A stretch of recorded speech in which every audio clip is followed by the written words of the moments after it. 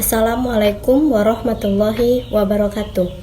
Perkenalkan, saya mahasiswi dari Universitas Islam Negeri Sumatera Utara, Fakultas Sains dan Teknologi, jurusan Biologi. Saya Ester Liana Beruginting dari Biologi 2 akan mempresentasikan mengenai fisiologi darah. Langsung saja, yang pertama ada darah. Darah adalah cairan yang diedarkan atau dipompa oleh jantung menuju seluruh bagian tubuh. Setelah itu, kembali lagi ke jantung untuk mengulangi proses yang sama. Darah merupakan cairan jaringan tubuh. Darah manusia berwarna merah, antara merah terang apabila kaya oksigen sampai merah tua apabila kekurangan oksigen. Oke, yang kedua ada fungsi darah. Fungsi darah yang pertama adalah mengangkut oksigen dari paru-paru ke seluruh tubuh. Yang kedua ada mengangkut sari-sari makanan, hormon, dan juga hasil sisa metabolisme. Contohnya karbon dioksida yang diangkut oleh jaringan tubuh ke paru-paru. Yang ketiga ada alat pertahanan tubuh dari infeksi dengan pembentukan antibodi dan sel-sel darah putih. Yang keempat ada menjaga stabilitas suhu tubuh dengan memindahkan panas dari alat tubuh yang aktif ke bagian tubuh yang kurang aktif. Oke, yang ketiga adalah komponen darah. Komponen penyusun darah yang pertama adalah sel-sel darah. Sel-sel darah meliputi sel darah merah atau eritrosit, sel darah putih atau leukosit, dan terakhir adalah keping-keping darah atau trombosit. Yang kedua ada plasma darah. Sel darah merah atau eritrosit. Eritrosit merupakan bagian utama dari darah. Jumlahnya pada pria dewasa sekitar 5 juta per cc dan pada wanita dewasa sekitar 45 juta per cc. Bentuknya bikonkav serta berwarna merah disebabkan oleh hemoglobin atau Hb. Umur eritrosit berkisar 120 hari.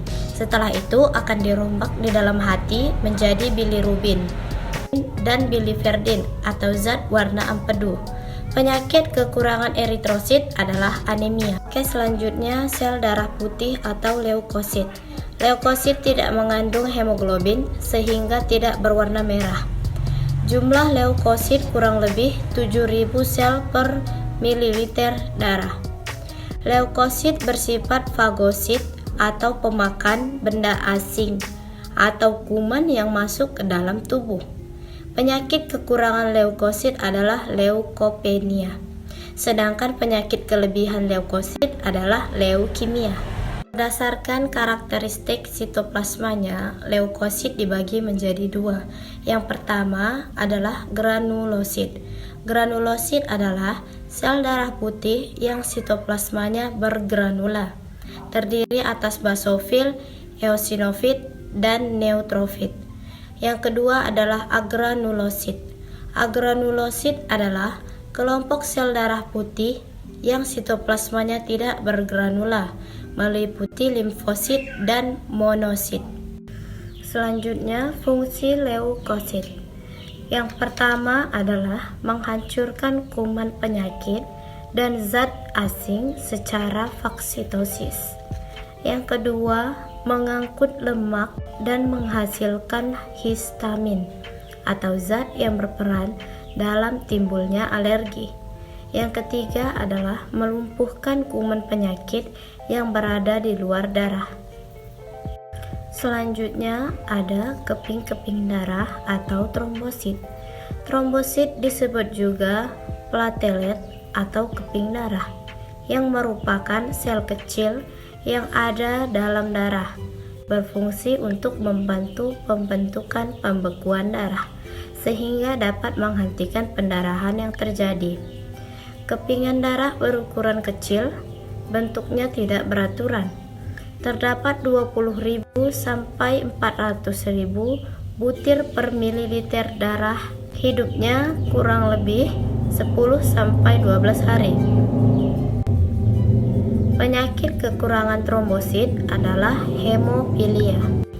Selanjutnya adalah plasma darah. Plasma darah terdiri dari cairan dan protein darah. seperti albumin, globulin, dan fibrinogen. Cairan darah yang tidak mengandung unsur fibrinogen disebut serum darah. Protein globulin merupakan penyusun antibodi yang melawan benda asing atau antigen. Tiap antibodi bersifat spesifik terhadap antigen. Macam-macam antibodi berdasarkan cara kerjanya. Yang pertama adalah antibodi yang mengendapkan antigen atau precipitin. Yang kedua, ada antibodi yang mengurangi atau memecah antigen adalah lisin. Yang ketiga, ada antibodi yang menawarkan racun atau antitoksin. Bagaimana mekanisme pembentukan darah?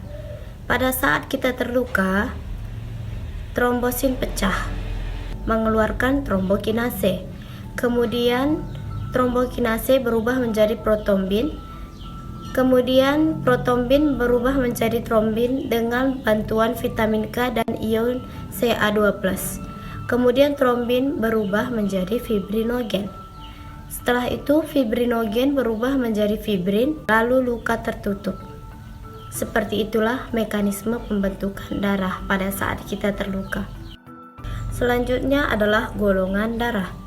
Golongan darah adalah mengklasifikasikan darah dari suatu individu berdasarkan ada atau tidaknya zat antigen warisan pada permukaan membran sel darah merah. Hal ini disebabkan karena adanya perbedaan jenis karbohidrat dan protein pada permukaan membran sel darah merah tersebut. Meskipun semua jenis darah tampak sama, tetapi kandungan proteinnya sangat beragam. Apabila protein asing yang tidak sesuai masuk ke dalam tubuh, maka tubuh akan berusaha membunuhnya dengan cara menggumpalkan atau aglutinasi. Protein tersebut dinamakan antigen atau aglutinogen. Penyebab timbulnya zat penolak dinamakan antibodi atau aglutinin. Ada 4 golongan darah. Yang pertama ada golongan darah A, yang kedua ada golongan darah B, yang ketiga ada golongan darah AB, yang keempat adalah golongan darah O. Apa yang membedakan golongan darah A, golongan darah B, golongan darah AB, dan golongan darah O? Golongan darah A memiliki aglutinogen A dan aglutinin B. Golongan darah B memiliki aglutinogen B dan aglutinin A. Sedangkan golongan darah AB memiliki aglutinogen A dan B tetapi tidak memiliki aglutinin. Sedangkan golongan darah O tidak memiliki aglutinogen tetapi memiliki aglutinin A dan B. Sifat fisik darah. Yang pertama, darah lebih berat dari air. Yang kedua, berat jenis darah 1058. Yang ketiga, pH darah 7,35 sampai 7,45. Yang keempat, darah lebih kental dari air dengan visositas atau kekentalan 4,5 sampai 5,5. Visositas air sama dengan 1. Yang kelima, temperatur darah lebih kurang 38 derajat Celcius. Yang keenam, darah berbau anyir dan sedikit terasa asin dengan konsentrasi NaCl 0,58 sampai 0,9%. Sekian presentasi saya hari ini, lebih dan kurang saya minta maaf. Assalamualaikum warahmatullahi wabarakatuh. Oke, yang ketiga ada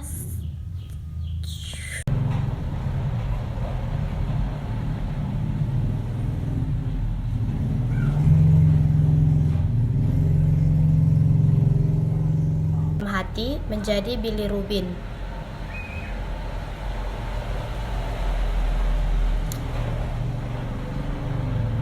Sel dalam